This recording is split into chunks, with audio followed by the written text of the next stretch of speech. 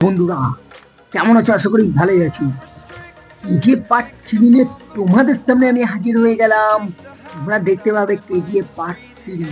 KGF part 3 এর মধ্যে তোমাদেরকে দেখানো হয়েছিল যে রকি পানির তলায় ডুবে গিয়ে মারা গেছে, কিন্তু না, রকি পানির তলায় ডুবে গিয়ে মারা যায়নি। ওর মেন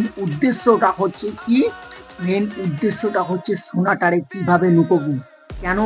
সারা ওয়ার্ল্ডের পুলিশ ওর পিছনে পড়ে গেছিল বলে, তাই নিয়ে ও চেষ্টা করছিল সোনাটা কিভাবে লুকোয়।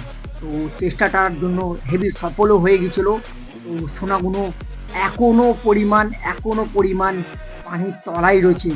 একটা কন্টেনার একটা কন্টেনার যখন পড়ে সোনা নিয়ে, তখন তোমার কি মনে হয় যে রকি সারা বিশ্বটা শাসন করবে বলেছিল, সে নায়ক অত তাড়াতাড়ি খতম হয়ে গেল? তোমাদের মনে হয়? না বন্ধুরা, তোমাদের কিছুই মনে হয় না আমি জানি, কিন্তু আমার তো মনে হয় যে এত সোনা দখল করার পরেও সে এত শিগগিরই মারা যাবে। তোমাদের মতে কি বলে? মনে হয় না এমন কোনো কথা ছিল। ও চাচ্ছিল যে সোনাগুলো আমি কিভাবে নুকোই। যদি আমি ইন্ডিয়ায় রাখি তো ইন্ডিয়ার পুলিশ ধরবে, বিদেশে রাখি তো বিদেশের পুলিশ। একমাত্র আমার একটাই উদ্দেশ্য হচ্ছে, আমি সোনাটা গভীর পানিতে ফেলবো, যাতে কেউ না তুলতে পারে। গভীর পানিতে ফেলে সোনাগুলো আমি তোলার চেষ্টা করব। ও তা সেইটাও করেছে, গভীর পানিতে ফেলে সোনাগুলো তোলার চেষ্টা করবে।